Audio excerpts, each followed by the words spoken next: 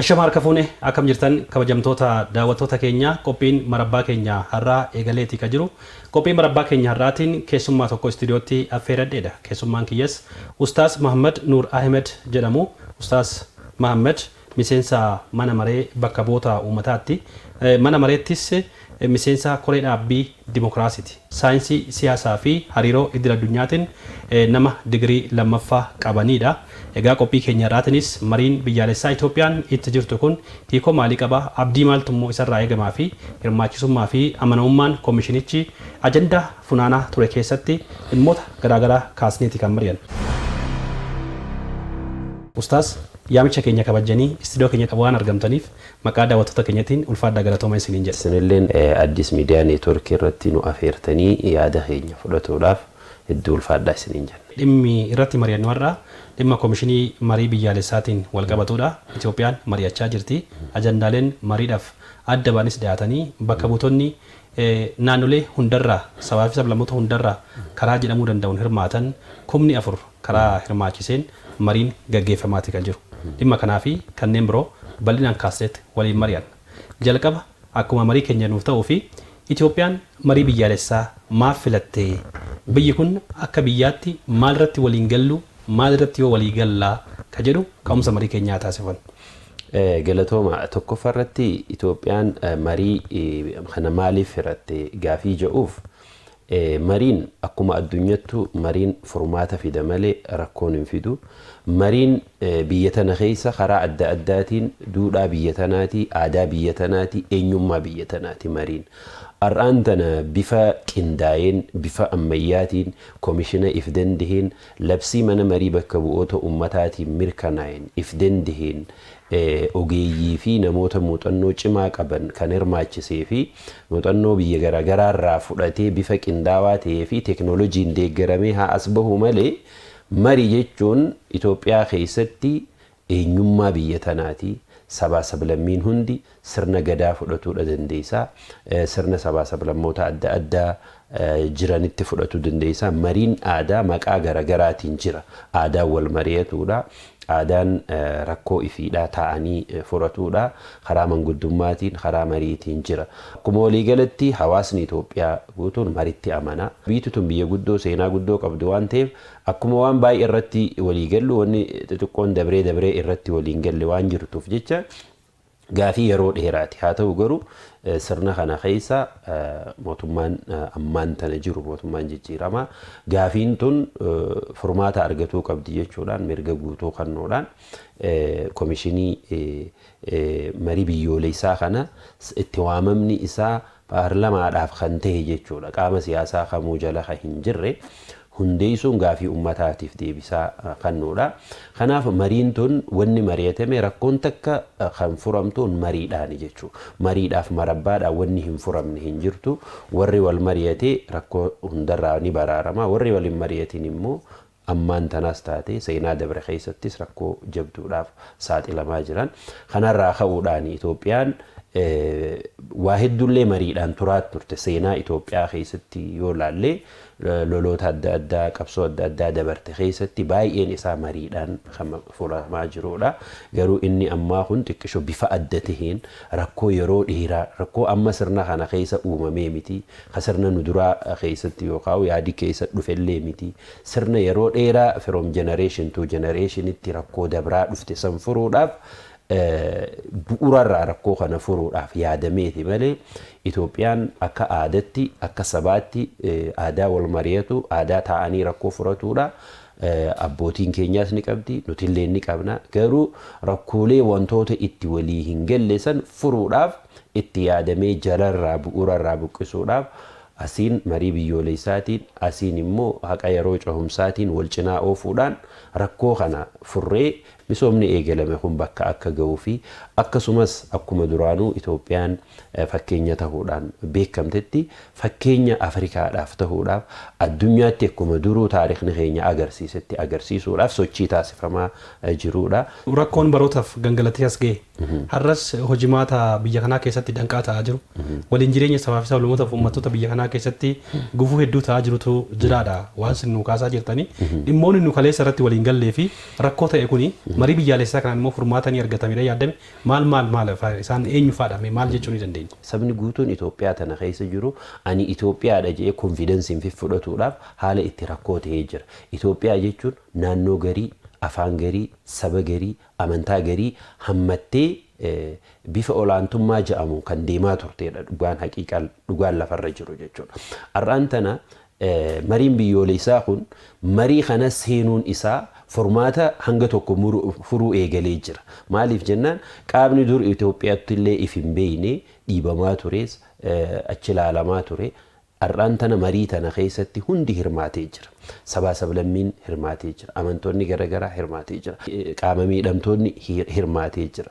Itoophiyaa keessatti aadaa fi wantoota garaagaraatii jira. Duudhaa akkuma kasirrii jiru kasirriin taane irrees ni jira. Mariin kun marumaaf hoggatti seenamuu hirmaachisummaan isaa yoo laalle hanga tokko deebisuu eegaluudha mootummaan hirmaachisuu kunu. Maaliif dhimmi an Itoophiyaatti ifuun beeynee fi dhiibamaa ture biyyi tanteetii koottuu mari'adhu. Atis ajandaa qabdaa nu barbaachistaa ajandaa kee as kannadhu ja'anii kuni mataan isaa saayikooloojii namaa jaaruudha. Miira biyyi tun biyya tiyya jechuun akkasitti dhagahamu godhurraa tokko jechuudha. Maruma kana irratti hirmaachisuuni. Karaa biraatiin immoo aadaa yoo fudhatte aadaa gariin leellifamee Itoophiyaa bakka bu'a kun akkas afaan akkasi aadaan akkas eenyummalleen akkas fayyadamummaa biyya tanallee yoo fudhanne dhugaa dubbatuudhaaf sirna gartee walqixxummaan diinagdee, walqixxummaan siyaasaa, walqixxummaan barnootaallee hin jiru jechuudha. Hangi tokko fayyadamee kun hin kan ammoo kan godhe akka sirna jechuudha sirnoota dabre saniif har'aan tana mariin tun wantoota san hunda laalteeti furmaataa fi kallattii kaa'uudhaaf teenyee mari'annee lakkii nuti biyyi tun biyya teenya sabni hundi wal qixaa waa hunda irratti inni wantoota irratti walii galuu hin dandeenye iddoo wanni taa'aa ture kan akka alaabaadhaa fudhachuu dandeenya kan akka daangaa fudhachuu dandeenya kan akka wantoota gartee qabxiilee 8 keessa beesan hundi kan ammate wantoota muraasa jirantu jira. Wanni sun furmaata waaraa argatuu fi jalarraa furuudha ejjennoon isaati. Wantoonni kana fakkaatan hedduudha. Namoonni kun egaa saboonni adda addaa, afaan adda addaa, aadaa adda addaa, amantaa adda addaa qabatee teessoo takkarra wajji taa'ee, wajji nyaatee, wajji dhugee, mari'atee, oolee bubbulee gaafa deemu kunu aadaa waliin taa'uu wal mari'atu asumarraa eegalama waan ta'eef mariin kun ammas haala gaariidhaan deemaa jira ni fura malee jennee abdii guddaa qabna. Keessattuu isin miseensa mana maree bakka bu'oota uummataati.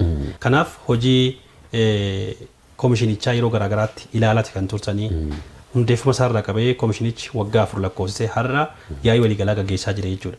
Imala kee darbee as ga'e kana akka miseensa mana mareetti akkamitti ilaaltanii akkuma nama dhuunfattu amanamummaa fi hirmaachisummaa koomishinichaatiin maal jettu? Akka miseensa mana marii bakka bu'oota uummataatti yeroo ajandaan kun ka'ee dhalaa'ee irra mari'atamee labsiin isaatis ilaalamaa turetti illee keessan jira. Inni kun immoo itti dhiheenyaan kan hordofu miseensa mana marii bakka bu'ootaa hundaas ta'u deeggarsaaf hordoffiidhaaf horee teenya laallata waan ta'eef nutilleen waa hedduu hordofaa turre, ilaalaa turre, deeggaraa turre. Nutis wanni deeggaru wanni biraa tokko hin jiru labsiin itti kenname mana marii bakka bu'oota ummataatiin labsiidhaan gaheen isaanii kenname san qixa sirritti lafa qabataa jira. Isaan immoo amaanaa itti kennamte labsii aangoo isaaniif kenname san qixa sirritti hojjetaa jiran moo hojjetaa hin jiran ummanni hormaannaan isaa maal fakkaata kan jedhu hordofuu deeggaruudha malee namni tokko kan harka keessa kaatulleen hin jiru waan ta'eef kanarratti immoo muuxannoo hedduu nutilleen haala irratti baranneetu jira. Adeemsa koomishiniin marii biyyoolessaa irra dhufe keessa akkaataa inni hirmaachisarra naannoo hedduu dhaqee hordofeen ture. Naannoo Harariidhaa dhaqeen ture, Hawaasaa dhaqeen ture, Asoosaa dhaqeen ture. Biyyoota baay'eerra naannoonii as Boongaa karaa Dabuubis bakka baay'ee ilaalaa turre yeroo isaan sosso'an irratti ummanni keenya yeroo isaan waliin taa'anii mari'atan bootiin amantaa qophatti hayyoonni qophatti afooshaan adda addaa sadarkaa adda addaati ajandaa mari'atanii nama is keessaa filatanii prosesni isaa baay'eedha akkaataa inni nu silaa feezii hedduu qaba hanga feezii jahaati kan if keessaa qabu preparation phase kan jedhamus hordofaa turre qophii isaan irra turan sanis ajandaa sitingii ture maaltu ture kana hunda keessa marii kana hordofaa turre dura sadarkuma naannoo bakka hundatti namoonni walii dhufee achirraa namni keenya wal hubatu wal mari'atu wal bira taa'uu kan eegale achirraa warri duraan gartee nuti edaan akkanaa je edaan biititu ni teenya kan jiru miira gammachuutu itti dhagama keessattuu namoota hawaasa keessatti aadaadhaan dhiibamaa turan gartee jira seera biratti hundi wal qixa uumamaan rabbi bira wal qixa in akka tasaa ta'e aadaalee garii keessatti namoota dhiibaman akkasii sun hundi as dhufee waa'ee biyya isaa irratti waa'ee Itoophiyaa irratti fi rakkoo isaa hoggaa himatuu fi ajandaa hoggaa kannu uummanni hangam takka akka gammadu gartaa wanni ani ajaa'ibe keessaa wanni paartiin morkattootaa dhaleessuu fi wanni paartiin bulchaa jiru dhaleessus tokkuma kana jechuun maal agarsiisa gaafiin uummata Itoophiyaa wal fakkaataadha jechuudha kanaaf adda fageenya baay'een qabu waan ta'eef rakkoon keenya rakkuma tokko saniif wantoota sanarratti akkasii wal mari'achiisa ajandaa nama kamiyyuu fuudhaati jechuudha mariin biyyoolessaa kan itti as ga'uu danda'e akka baay'ee keessa kan agarre caasaaleen mootummaa naannoo irra jiru hundi deeggarsa qofa maal isin gargaara loojistikiin yoo irrate loojistii irratti ni deeggaran konkolaataa maaliin bakka hanqina qabanitti maaliif mariin kun marii bal'aadha marii yeroo jalqabaati marii seena qabeessa waan ta'eef yuunivarsiitoota baay'ee irratti haala itti iddoo galmee bakka bultii mijjeessaniif jira maal isin deeggarra jedhanii kallattii koomishiniin marii biyyoolessaa barbaade qofaan deeggarsa bira dhaabbatan jechuudha kan inni gaafate qofaan cinaa dhaabbatanii kun immoo kallattiin gubbarraa hanga gadi kaa'amee koomishinii marii biyyoolessaa namootu deeggaruu qabdan kan jedhu akka mootummaatti sanii namoonni fedhe wanni kanarraa si gammachiisurraa waan fedhe kaaseedhaaf maaf kana kaafamta jee kan qeeqamu hin jiru. Yeroo sirna deeggarsaa fi hordoffii taasisaa turtanitti naannolee garaagaraa fedhiin mari'achuudhaan waliigaltee biyyaalessaa bira ga'uudhaaf Itoophiyaa guddoo ijaaruudhaaf uummanni qabu akkamitti ilaaltan? Uummanni yeroo hanga deemne kana hunda keessatti namoota kumaatamaa lakkaa'amuutu wal gaha. Yeroo wal gahan kana uummanni kun afaan isaanii kan adda addaatiitu jira aadaan isaanii amantaan isaanii adda namoonni kun hundi wal dandahee iddoo nyaatattis iddoo buluttis iddoo mari'atuttis takka namaa wal dhabee yookaan wal mufate yookaan rabshaa jeequmsaa waan jedhamu takka hin dhageenye kun immoo aadaan nuti wal mari'atuudhaaf qabnuu fi wal kabajuuf qabnu hangam takka guddaa akka ta'e agarra namoota danaa kana walitti qabdii galma tokko keessa walitti qabdii yaada adda addaa fedhii adda addaa akka qabu kana walitti qabdii wanni ani na dinqisiise keessa yeroo walii faallaa kaasanillee hundi kun immoo kabajeetu mataa'ee dhaggeeffatu sat maaliif hin kana jee fedhiin ispeeshaalii naannoo paartii morkattootaati fi paartiilee garaagaraa keessa jiru adda adda garuu inni kunis waan barbaadu ni dhaleeffata ajandaasaa garuu ajandaa kun dhaleessuuf aayee kun dhaleessuun qabdu jee duran ejjetu dhaggeeffatuudhaafis fedhii qaba kuni hangam takka uummanni Itoophiyaa uummata kabajamaaf uummata wal danda'ee jiraatu wal kabajee jiraatu ta'uu agarsiisa. Egaa Itoophiyaan koomishinii marii biyyaalessaatiin rakkoowwan barootaaf ishee qonaa turan kana hiikuudhaaf hojiitti galtee har'a fiixee dhumarra geessetti jechuudha. Yaa ta'u biyyoonni mari'atanii rakkoo isaanii kan jiru laata amma beekumsa mandhaleetti fayyadamuun akka jirutti ta'e muuxannoo walirraa fudhachuun numa jiraata waan ta'eef biyyoonni mari'atanii rakkoo isaanii fudhatan jiru kan Itoophiyaa kan isaan maaltu wal fakkeessame. Okay, biyyoonni baay'eedha biyyoonni akkasii South Africa fudhatu dandeessa, Tunisiyaa fudhatu dandeessa. Koomishiniin marii biyyoolessaa illee yeroo hojii kanatti eegalurraa feezii dura qophii irratti wantoota inni godhe keessa muuxannoo biyyoota adda addaa fudhatee yeroo inni leenjii irratti qaama adda addaa hirmaachisee nullee hirmaachisee leenjii namoonni biyya adda addaa Tunisiyaa irraa hayyoonni jiran akkamitti akka rakkoo isaanii furatan kan dhufanii itti muuxannoo raabsantu ture oduu hojiitti hin seeniniin duratti jechuudha. Kanaaf biyyoonni muuxannoo itti fudhatan hedduu jira garuu wanni Itoophiyaa sanarraa adda godhurraa biyyoota kana keessatti haalli mariin isaanii itti raawwate yoo laalte jeequmsa hamaa fi khasaaraa baay'ee irra eega gahan booda gara marii kan deeman agarta. Itoophiyaa yoo wal bira qabde immoo lolli akkasii hamaan hin jiru ispeeshaalii Tunisiyaa fudhatu dandeessa. Bakka hamtuu keessa hin dhayne haaluma jiru waliigalee dhabuu fi yaada namuu madaraka adda addatti ibsattu malee rakkoon Itoophiyaan keessa seentee waan kanatti illee dhuftee hin jiru rakkoon akka biyyoota birootii wal bira qaban tokko kana inni lammaffaa immoo biyyoonni sun mari'atanillee rakkoo isaanii hanga takka furan malee yoo laalle jalarraa qabanii waan san guutuma duguuganii rakkoo san bu'uurarraa buqqisuu hin dandeenye inni biraa immoo kan Itoophiyaadhaan adda godhu yoo jiraate biyyoota san keessatti istiraateejii Itoophiyaan ammaan tana hordofte dura hojii kana seenuudhaan duratti labsii if danda'een wantoota guutamuu qabu labsii if keessaa qabuun humna namaa gahaa dandeettii qabu godhatuudhaan hirmaachisuudhaan yeroo itti fudhattee bakka silaa gahuu qabdu geessee deemuu keessatti kan Itoophiyaatiin wal bira qabdee ilaalte kan Itoophiyaa hedduu deemee jira. Mariin biyyoolessaa biyyoota adda addaa keessa yeroo laallee dubbifnee hubannus taargeetiin isaa xiqqishoo banaa qaba yookiin tarii paartii muraasa yookiin fedhii muraasa ta'uu danda'a wanti calaqqisu jira. Akka Itoophiyaa kanatti immoo galalteenyaa tahee kan kunis keessa seenne kan fedhii hundaatu if keessaa qabatu bifa guutuu ta'een itti seenamuu irratti kan Itoophiyaa adda godha jeetii yaada. Egaa komishinichi bu'uura qajeelfamaa fi labsii manni maree bakka bu'oota uummataa isaaf kennee fi imaana uummanni itti kenne kabajuudhaan bakka ga'uu qabu hunda gahee ajandaa walitti qabaa tureera jechuudha. Achi keessatti hirmaachisummaa fi amanamummaan tures taajabbii keessaniin imalli gaariin akka ture kan naa kaasaa jirtanii. Sanaan immoo ajandaawwan naannoleen hundi sabaaf sablammoonni hundi haga biyya keessaa biyya alaatti paartilee morkattoota haga paartii biyya bulchaa jirutti itti kenname hunda cuunfee ajandaawwan guguddoo 8 san jalatti immoo ajandaawwan xixiqqaa kan of jalatti hammate adda baasee yeroo ammaa kana bakka bu'oonni uummataa keessaa filataman diyaaspooraa dabalatee akkasumas kan waamicha karaa nageenyaa fudhachuudhaan paartilee morkattootas dabalee waamicha karaa nageenyaa immoo fudhachuudhaan kan biyya keessa galan hidhattoota bakka bu'oota isaaniitiin mari'atamaata jira ajandaawwan 8 irratti jechuudha. Ajandaawwan 8 sammee akkamitti xinxaaltu sin rakkoo kana ni fura laata? Ajandaan 8 akkaataan itti ilaalle ajandaan lakkoofsa isaatiitu 8 malee jala isaatti wanni inni hambise tokko illee hin jiru. Maaliif dhugaa dubbatuudhaaf abbaan fedhe as bahee wantoota rakkoo Itoophiyaa keessa turee fi kan mariin biyyoolessaa jararraa kaasaa dhufee fi ajandaa namoonni akka dhuunfaatiif akka dhaabbilee kennanis tokkolleen 8 kana keessa kan hin jirre tokkolleen hin jiru. Dhimma amantii jira waan baay'ee ka'ee jira. Itoophiyaa ijaaruu irratti waan baay'ee ka'ee jira.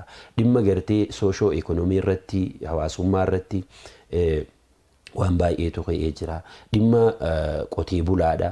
Dhimma horsiisee bulaa hanga ga'utti dhimma rakkoolee naannoo sirra ijaaruu irratti wanni kallattuma kamiinuu gaafileen Itoophiyaa keessa turanii fi hayyuun fedhe yoo dhufe laalcha kiyyaan wanti 8 san jalatti hin ramadamne tokko illee hin jiru. Tarii namoonni muraasni raaflii mata duree qofa laalee ispeesifikii dhabuu danda'a. Gin wanni achi jala hin jirre tokko illee hin jiru. Kun immoo rakkoo kana ni fura abdii jettu. Abdii guddaadhaan qaban parsanaalii maaliif adeemsa jalarraa dhufneen uummanni kun hangam takka akka wal dhagahaa ture wal mari'ataa ture dhumarratti ajandaa tokko irratti kan itti osoo hin mari'atin irra wal didame jedhamee adda faca'ame tokko illee hin jiru. Kunis kaasee sadarkaa naannootti xumuraa gaffatanu. Kanaaf wanni kun furmaata ni argata abdii jettuun qaban. Maaliif uummanni keenya tokkoffaa wanni inni itti amanurraa sagalee walii kabajuun illee ni amana. Akka fakkeenya yoo fudhanne seera konstituushinii biyya keenyaa kana yoo laalle jechuudha gariin ni morma gariin immoo kan mormuutu jira miti garuu akkasuma wajjin tokko higa mangistiin kun laallatu jee kan morme tokko illee hin jiru ittiin bula ni kabaja ni jaalata waan fedhe ta'us guyyaa isaa eeggataa jira jechuudha. Kanaaf gaafa guyyaan kun eeggate immoo qar tokko furmaata argata gaafa furmaata argate immoo sagalee ummata kana marii ummata kana dabree immoo wanti humnaa ol jiraatu yoo jiraatellee kan dirqiin godhamu hin jiru karaa referendamii deebi'a waan ta'eef dhumarratti marii tanarratti maali qabxiileen gariin maybe karratti waliin galle jiraatu danda'a yeroo san sagalee ummataatiitti deebi'a furmaanni isaa yeroo san immoo amala sagalee ummataa kabajuutis ummanni keenya ni qaba waan ta'eef gaafasiis yoon ani fadhiin kiyya waan san hin jaalannellee carraaqii komishiniin kun jalarraa godhe laallee qabeenya riisoorsii ummata Itoophiyaa kan waan kana bahe laallee hayyoota meeqa kan yeroo isaanii itti wareegan kana laallee sagalee ummata keenyaa kabajuuf biyya teenya kabajuudhaaf jecha osoon wanni sun na gammachiisuu baattellee fudhatuun kabajuun hojiirra oolchuun dirqama kiyya waan ta'eef furmaanni waaraan ni argamaa fi bu'aan qabatamaa ni mul'ataa yaada jedhu abdii guddaadhaan qaba. Tole waan bal'aadha kan kaasnee mari'achaa jirru daawwattoonni keenyas hubannoo gaarii argatanii abdii jedhuun qaba marii taasisaa jirru irraayi. Keessattuyyuu koomishiniin marii biyyaalessaa adeemsa waggaa 4 taasise keessatti ajandaawwan kanneen bocee karaa bakka bu'oota uummataa kanaan uummata keessaa karaa filataman kanaan jechuudha mari'atanii waliigalteen biyyaalessaa akka uumamuuf hojjechaa jira jechuudha. Itoophiyaa guddoo waliigalteen biyyaalessaa keessa jiraatu nageenyi waaraa keessa jiraatu ilaalamni waloo qabaatan ijaaruudhaaf hojjetamaa kan jiru jechuudha. Sanaafis uummanni isaan keessaa qaama marii kanatti hirmaatu filatee imaanaa itti kennee har'a mariirra jiru jechuudha. Yaa ta'u malee uummata kana keessa jiraannaa isinis uummata kana keessa jiraattu oduuwwan garaagaraa ni dhageenya jechuudha. Koomishinichi tureera imaanaa manni marii bakka bu'oota uummataatti kenname karaa sirriidhaan ba'aan jiru nu jalaa harkifateera. Lakkii mariin amma gaggeeffamaa jiru kunis mariinuma qeenxee wayii foormaatuma jedhame guutuudhaaf malee rakkoo keenya waan furuu miti rakkoo Itoophiyaa waan furuu miti Itoophiyaa kana booda walitti qabuun hin danda'amu jedhee keessaa fi alaa qaamni yaadullee ni jiraata jechuudha. Maal jettu mee garee kanaan? Akka dhuunfatti jiraatu danda'a. Akka dhuunfatti jiraatu danda'a. Garuu Itoophiyaan maal akka taate namni kun seenaa Itoophiyaa beekuu qaba. Namoonni yaada akkanaa kana qabu je'uudhaan duratti dubbatuudhaan duratti yaaduudhaan duratti maalummaa Itoophiyaa beekuudha qaba. Itoophiyaan dhugaa dubbatuudhaaf nuti warqiin harkaa qaban hin beekamtu biyyi teenya biyya guddoodha. Biyya guddoodha hoggoo jennu akkanumatti imooshinaal taanee oduudhaan afaaniin kan jennu oduun ta'in Itoophiyaan guddoodha ammaas guddoodha durillee guddoodha abboonni keenyallee guddoodha hanqinuma jiru wajjin dubbiin tun dhugaa ta'urraa kan ka'e Adwaa fudhachuu dandeenya. Adwaa irratti jaarraa bara meeqaan tama waggaa 100 duratti qabsoo uummanni keenya taasiseen namni gurraachi adii injifatuu akka danda'u namni adiin dhiigni isaa akka dhangala'uu danda'uuf innis du'uu akka danda'u sirna koloniyaalizimii san Afrikaa guutuudhaaf fakkeenya taane jechuudha. Itoophiyaa makana jechuudha. Biyyi tun guddoodha gaafa sirraa qabdeeti achirra gaafa dhufnes paan afrikaanizimii fi seenaa Afrikaa kana keessatti gaafa gartee Afrikaa yuuniyeeniin hunda Afrikaa yuuniyeenii duraas Afrikaa yuunitiin gaafa jiru steepii lamarra ture gaafas kana hunda Itoophiyaan gahee guddaadha keessaa qabdi. Kana bira kutee teessoon Afrikaadhaan asii kanaaf biyya guddoodha qabnaa yaada jedhu barbaadeeti. Ammas wanni namni yaada akkasii qabu jala muree hubatuu qabu maali? Itoophiyaan takkaa dubbattee waan dadhabde hin qabdu. Hidha guddicha laga Abbayyaa laaluu dandeenya. Propagaandaa meeqa deemaa ture, olola meeqa deemaa ture, sadarkaa addunyaa irratti maal ture. Garuu san hundarra dabarree odoo gamaa gamanan laalin hin dandeessan odoo jaamu ni dandeenya agarsiiftu. Gaafa marii seennus the same. Dhufan hin dandeessan hin danda'amu ja'a turan akka danda'amu immoo mari'annes jalarraa kaanes hanga asii dhufne dhumarra immoo riizaltiiwwanni kanaa cuunfamee kan referendamiif dhalaa'ee inni xumuraa paarlamaaf dhalaa'ee paarlamaan mirkanaa'ee mootummaan amma jiru hojiirra oolchuu qofa itti ida'uuf irraa hir'isuun gahee isaatii miti jechuudha. San booda koomishinii fi manni marii bakka bu'ootaas raawwii isaa hordofuudha malee kan hojiirra oolu fedhii uummata Itoophiyaa qofa. Kan immoo Itoophiyaan waan jettee takkaa duubatti deebiteetis hin beektu aadaa keenyatti kuni namni kun kana hubatu qaba biyya isaatiif illee kabajaa kan nu qaba dabree namni kana jedhu jiraatu danda'a. Kanaaf nuti biyyi teenya biyya afaaniin inni odoon ta'in keessattuu qabatama amma argaa jirruun waan jenne godhaa jirra jijjiiramaa jira hanqinni dabree hin jiru jechuu keenyaa miti. Garuu akka waliigalatti Itoophiyaa yeroo ammaan tana addunyaa ragaa bahaa fi jirti. Itoophiyaa guddoo silaa amma jennu kana arguu kan barbaadan sabaaf salmoon biyya kana abdiidhaan marii koomishinii biyyaalessaa kana eegaa jiru. Yaa ta'u malee milkaa'ina marichaatiif eenyurraa maaltu eegama? Mariin tun hogga as ga'us qaama tokkoon as hin geenye. Hirmaannaa uummata Itoophiyaa guutuudhaan kan as ga'e. Koomishinii marii biyyoolessaa qofaan isa hin geenye, deeggarsa paartii biyya bulchuu qofaan isa hin geenye, hawaasa bal'aas dabalatee abbootii amantaa dabalatee hayyoota dabalatee afooshota garaagaraa dabalatee dhaabbilee siivikii adda addaa dabalatee hundi kun walitti dhufee hayyoota yuunivarsiitota dabalatee kana hundaatu biyya isaatiif jecha tokkummaadhaaf jecha fuuldura Itoophiyaa tokko taatee jaalalaan tana daran sadarkaa ammarra geesse kanarra dabartee Afrikaaf fakkeenya taatu arguudhaaf hundi hawwii qaba waan ta'eef deeggarsa hundaati. Ammas taanaan gaheen eegamu maali yoo kan jennu taate tokko namoota bakka buufanne hundinuu qaamni imma Itoophiyaa guutuu jechuu dandeenya. Namoonni imma marii irra jiru atleast kan 4,000 akkanatti dhalaa'u kun Itoophiyaa guutuu bakka bu'an jechuudha. Amantaan achi keessa hin jirre hin jiru. Sabaa sablammiin achi keessa hin jirre hin jiru. Hayyuun achi keessa hin jirre hin jiru. Diyaaspooraan biyya hundaa. Kanaaf ummanni kun bakka nu bu'an jennee tokkoffarratti gaheen nurraa hawaasa bal'aa Itoophiyaa nama miliyoona 130 gahu hawaasni bal'aa Itoophiyaa irraa gaheen eegamu kami ummanni mari'atu jiru kun qaama kiyya ana jedhee itti amanuu qaba. Tokkoffaan kana. Inni lammaffaa miira saniin eeguudha gaafa immoo riizaltiin bahe riizaltii san fudhatuudhaaf qopheessuu qabna jechuudha. Ustaaz Muhammad Nur Ahmed yaamicha keenya kabajanii istiidiyootti dhufuudhaan ajandaa filan irratti dhimmoota bal'aadha kan nu kaastan marii gaarii taasisne marii keenya irraas daawwattoonni keenya odeeffannoo bal'aa beekumsa hedduu argataniiru abdii jedhuun qaba jechuudha. Irra deebiidhaan galatooma ulfaadhaa isiniin jedha. Ulfaadhaa isinis. Daawwattoota keenya qophiin marabbaa keenya irraa kan hagammaa daawwattanidha. Qophii keenya irraa beekumsa hubannoo hedduu argattan abdii jedhu qabna. Torban keessummaa biraatiin ajandaa biraa qabannee haga walitti deebinutti nagaatti.